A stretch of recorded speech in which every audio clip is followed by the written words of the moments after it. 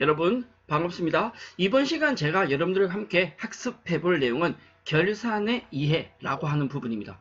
결산의 전반적인 회계 순환 과정에 대해서 살펴볼 생각은 별로 없고요. 회계 순환 과정에 대한 전반적인 내용은 다른 강의 시간에 학습을 하시고, 이번 시간 저희는 결산의 실무적인 작업, 바로 수동 결산과 자동 결산에 대해서 구체적인 내용을 정리를 해보고자 합니다. 자격시험 준비를 함에 있어서 이 결산 작업을 굉장히 힘들어하고 어려워하는 분들이 많은데 그렇지 않습니다. 어렵지 않습니다. 힘들지 않습니다. 자, 준비되셨다면 수동결산, 자동결산 지금부터 만나보도록 하겠습니다. 결산의 이해 파트를 우리는 결산의 기본적인 개념, 실무 작업에서의 수동 결산과 자동 결산으로 나누어서 정리를 해보도록 하죠. 먼저 결산이라는 것이 과연 무엇인가? 기업은 일반적인 회계기간 내에 경영활동, 즉 경제적 사건이라고 얘기를 하죠. 자산부채 자본의 증감 변화나 비용과 수익의 발생이라고 얘기하는 회계상 거래를 분계장에 붕괴를 하고, 첫 번째, 두 번째는 이 붕괴장에 붕괴된 내용을 총계정 원장이라는 곳에 전기를 하게 됩니다. 붕괴장에 붕괴된 내용을 총계정 원장에 옮겨 쓰는 걸 전기라고 하고, 이 전기가 제대로 작성되었는지, 전기가 제대로 되었는지 확인하기 위해서 우리는 시선표라는 걸 작성하게 되죠. 그러한 일련의 과정들을 회계 순환 과정이라고 이야기를 하고요. 그 회계 순환 과정은 이번 시간에 다루진 않겠습니다. 다만 그 회계 순환 과정이 반복적으로 이루어진다라고 했을 때 기중에 발생한 그 거래들을 기말에 기업의 재무 상태와 경영 성과를 파악하기 위해서 전체를 정리해 주는 것을 우리는 결산이다라고 얘기를 합니다. 이러한 결산은 크게 세 가지의 절차대로 나뉘어지는데요. 바로 예비 절차, 본 절차, 후 절차로 나뉘어집니다. 회계 순환 과정까지는 정리하지 않더라도 오늘 우리는 결산 절차에서 이 예비 절차와 본 절차와 후 절차에 대한 기본적인 개념은 정리를 조금 해 주셨으면 좋겠습니다. 예비 절차라고 하는 건 바로 모든 회계상의 경제적 사건, 경영활동의 결과물들에 대한 기본적인 내용을 작성하는 것에 있습니다. 세부적인 내용을 암기까지는 안 하셔도 됩니다. 기본적인 장부를 작성하는 것이고요. 본 절차는 이러한 장부들을 마감하는 절차라고 이야기를 합니다.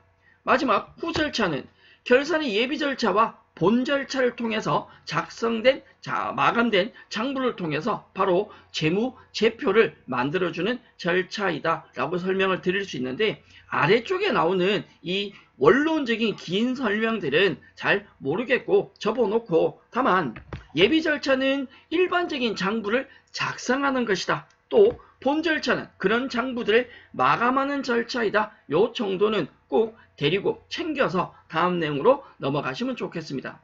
예비 절차에서 기본적인 장부를 작성을 하고 본 절차에서 기본적인 장부를 마감을 한다면 후 절차에서는 바로 재무제표를 작성하게 됩니다. 여러분들이 재무제표의 기본적인 종류, 특성 정도는 꼭 아셔야 된다. 알고 계시죠? 자, 믿음을 의심치 않습니다. 저희 이 믿음에 배신감을 주시면 안 되는 거예요. 재무제표 종류는, 특성은 기본적인 정리를 해 주십시오. 결산의 기본적인 예비 절차, 본 절차, 후 절차의 내용 정리되셨다면 다음 내용으로 넘어가 보실 텐데, 실제 결산에 대한 기본적인 개념, 결산이 기말에 어떤 장부들을 정리하는 것이다 라고 한다면, 우리가 조금 더 결산 작업에 대해서 실무적인 용어로 표현을 해본다면, 기업의 경영 활동 하에서 작성된 각종 장부들을 예비 절차나 본 절차에서 작성된 것들을 회계 기간 말에 정리를 하고 뭘 하는 절차다? 마감하는 절차다. 이것이 결산이다. 바로 이 결산인 결산의 본 절차와 직접적으로 연결된다라고 생각하면 되겠죠. 그렇게 해서 무슨 결과를? 재무상태표와 경영성과를 정확하게 파악해서 재무제표를 만들어낸다. 바로 결산의 후 절차까지 연결되는 작업이죠. 바로 이 회계 기간이라고, 우리 기간 말이라고 하는 건 12월 31일을 기준으로 이야기를 할 수 있고요. 결산은 12월 31일 날 이루어지게 됩니다. 실무 작업에서 이 결산은요, 수동 결산과 자동 결산으로 나뉘어집니다. 수동 결산에 어떤 것들이 있고 자동 결산에 어떤 종류가 있는지를 여러분들이 구분을 하셔야 되는데, 수동 결산이라는 것과 자동 결산이라는 것의 가장 큰 차이점부터 본다면, 수동 결산은 일반 전표 입력 메뉴에서 12월 31일자로 결산 대체 분계를 내가 직접 수동으로 입력해야 되는 것을 수동 결산이라고 하고요. 자동 결산은 말 그대로 자동으로 이루어지는 겁니다. 자동 결산은 좀 잠시 뒤에 살펴보도록 하고, 우리가 결산하는 12월 31일에 일반 전표 입력 메뉴에서 직접 입력해야 되는 이 자동 결산은 크게 이 정도로 나누어서 정리할 수 있습니다. 먼저 비용과 수익의 이연이라고 나오는데, 우리는 선급 비용과 선수 수익에 대해서 정리를 하셨고요. 그리고 비용과 수익의 발생이라고 해서 미수 수익이나 미지급 비용, 소모품의 정리, 소모품이나 소모품비가 있을 때 구입할 때, 취득할 때 소모품으로 했느냐, 소모품비로 했느냐에 따라서 결산 시점에 사용액이나 미사용액을 대체 분계를 하게 되죠. 우리가 장부상 현금과 실제 현금이 맞지 않을 때 임시 가계정으로 현금 과부족으로 대체했다가 결산 시까지 그 내용이 밝혀지지 않는다면 잡손실이나 잡이익으로 대체하게 됩니다. 유가증권이 있다면 유가증권을 평가해서 평가 손실이나 평가 이익을 정리하게 될 거고요. 가지급금이나 가수금, 임시계정이 있다면 결산 시점에서 정리를 하셔야 합니다. 외화자산이나 외화부채가 있다면 결산 시점에서 외화 환산 손실, 외화 환산 이익을 인식하셔야 되고, 장기차입금이 있는데 장기차입금 기간이 긴 거죠. 상환일이 1년 이내가 도래한다면 유동성 장기부채로 유동성 대체 작업을 하셔야 됩니다. 이러한 것들을 전부 다 12월 31일에 수동결산 작업을 통해서 우리가 직접 일반 전표에 입력을 하셔야 된다라는 건데, 이 내용들의, 이 각각의 수동결산 작업에 대한 내용들은 여러분들이 하나씩 정리를 반드시 해 두실 필요성이 있습니다. 필요하면 내용을 찾아서 학습을 다 해 주셔야 됩니다. 오늘 우리는 수동결산과 자동결산을 구분을 해볼 건데, 수동결산보다 자동결산에 조금 더 관심을 가져보도록 하죠.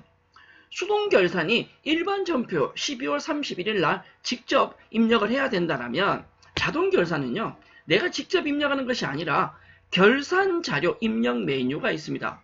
결산자료 입력 메뉴에서 해당 금액을 입력을 하고 전표 추가라는 메뉴를 통해서 전표를 자동으로 생성한다라는 건데, 그럼 결론은 실무 작업에서 결산은 수동결산과 자동결산으로 나뉘어지고, 가장 큰 차이점, 수동결산은 일반 전표 12월 31일에 내가 직접 전표 입력을 한다라고 한다면, 자동결산은 금액을 넣고 전표 추가를 통해서 자동으로 생성이 된다라고 설명을 드릴 수 있습니다.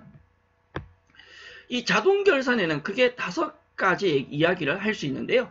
기말 재고자산 입력하는 거, 감가상각비 입력, 대손상각비 입력, 퇴직급여 전입액 입력, 법인세 등 입력, 5가지로 나누어서 얘기를 할 수 있습니다. 자, 많이 질문을 합니다. 아니 그럼 수동결산도 외우고 자동결산도 외워야 되냐? 그렇지 않습니다.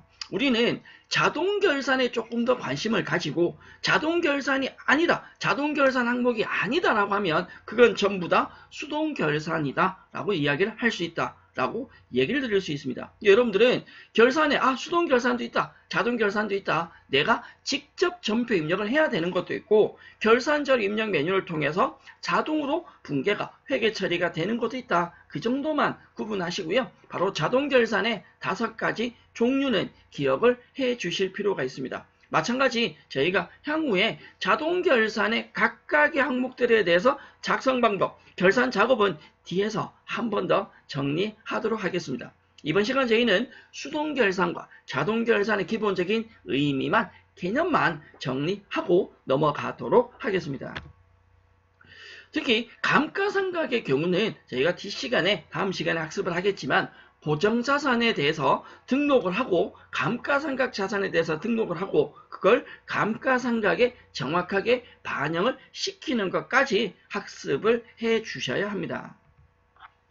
지금 보시는 화면은 도전 스마트 A 프로그램과 K랩 프로그램의 기본적인 입력 화면이신데 우리가 결산이 수동 작업도 있고 자동 작업도 수동 결산과 자동 결산이 있다라고 설명을 드렸죠. 수동 결산은 일반 전표 입력 메뉴에 가셔서 내가 직접 입력을 해야 되는 것이고 자동 결산은 바로 이 결산 자료 입력이라는 메뉴를 통해서 기본 금액을 놓고 전표 추가를 통해서 자동으로 붕괴가 된다. 자동으로 회계 처리가 된다라고 설명을 이해를 해 주시면 될 것 같습니다. 자, 예를 들어서 실무 작업에서 결산 이런 예제 문제가 있다라고 가정한다면 결산이니까 이 결산 작업은 우리가 12월 31일 날 진행을 하게 되는데 1번부터 5번까지 5개 문제, 즉 5개의 작업이 나옵니다. 이게 전산회계가 되건 전산세무가 되건 FAT가 되건 TET가 되건 여러분들이 일반적인 자격시험을 준비를 할 때는 제일 먼저 하셔야 될 게 결산이구나. 이 결산 작업을 1번부터 5번까지 한다라고 가정한다면 제일 먼저 하실 작업이 뭐냐? 이 결산 유형을 구분을 하셔야 됩니다. 무슨 말이냐? 결산 유형을 구분한다는 건 이 중에는 수동 결산도 있고 자동 결산도 있다라는 거죠. 그러면 어떤 예제 문제가 수동 결산이고 어떤 예제 문제가 자동 결산인지를 나눌 수 있어야 된다는 거죠. 뭐가 수동이고 뭐가 자동인지를 구분을 할 수 있어야 되는데 우리는 수동 결산 말고 자동 결산을 체크를 해봅니다. 자, 1번에 보면 보험료에 대한 기간 미경과분, 이건 선급 비용을 계산하는 기본적인 수동 결산 작업이죠. 우리는 수동 결산보다는 자동 결산과 조금 더 친해지겠다라고 했습니다. 2번 기말 재구액 나옵니다. 기말 재구액 내용은 향후에 우리가 실질적인 자동 결산 작업에서 제가 한 번 더 설명을 드리겠지만 기본적으로는 상품이나 원재료나 제공품이나 제품이 있을 때 각각의 기말 재구액을 입력해서 목적이 다릅니다. 기말 상품을 넣어서는 상품 매출 원가를 계산하겠다라는 거고 원재료 금액을 집어넣어서 재료비를 원재료 소비액을 계산하겠다. 제공품을 넣어서 완성품 원가를 계산하고 마지막 제품을 넣어서 기말 제품을 넣어서 제품에 대한 매출 원가를 계산하겠다라는 겁니다. 일반적인 자격시험에 지금처럼 4가지의 기말 재고사선이 다 나오지는 않습니다. 이 중에 일부가 나온다 생각하시고 실질적인 작업은 제가 뒤쪽 시간에 한 번 더 정리를 하죠. 자, 기말 재고사선 자동이죠. 3번에 매출채권에 대해서 대손 설정하는 거 자동입니다.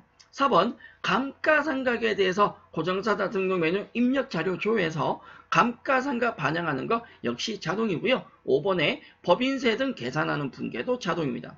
결산 문제가 나와 있다면 우리가 먼저 해야 될 일은 이 결산 붕괴 중에 수동 붕괴와 자동 붕괴를 나눈다. 얘기 드린 대로 2번에 기말 재고자산 입력하는 것 자동이죠. 대손 자동이고요. 감가상각 자동입니다. 법인세 역시 자동이죠. 수동 결산과 자동 결산을 구분했다면 먼저 작업하셔야 되는 내용은 기억해 주셔야 됩니다. 수동과 자동을 순서대로 하셔야 됩니다. 순서 자체가 작업 순서가 수동 결산을 먼저 입력하시고 다시 하면서 일반 전표에 가서 12월 31일 날 수동 결산 붕괴 이 1번 붕괴를 회계 처리하셔서 먼저 입력하시고 그리고 난 뒤에 자동 결산 작업을 입력을 합니다. 결산 자료 입력 메뉴에 각각의 자료를 입력하시고 전표 추가를 통해서 결산 작업을 마무리를 해 주시면 됩니다. 간혹 우리가 자격시험 준비를 하다 보면 그런 경우가 있어요. 수동 결산만 출제가 되고 자동 결산이 출제가 안 되는 경우가 있습니다. 그런 경우는 수동 결산 입력만 일반 전표 입력에 가서 수동 결산만 해주시고 자동 결산 작업은 하지 않으셔도 됩니다.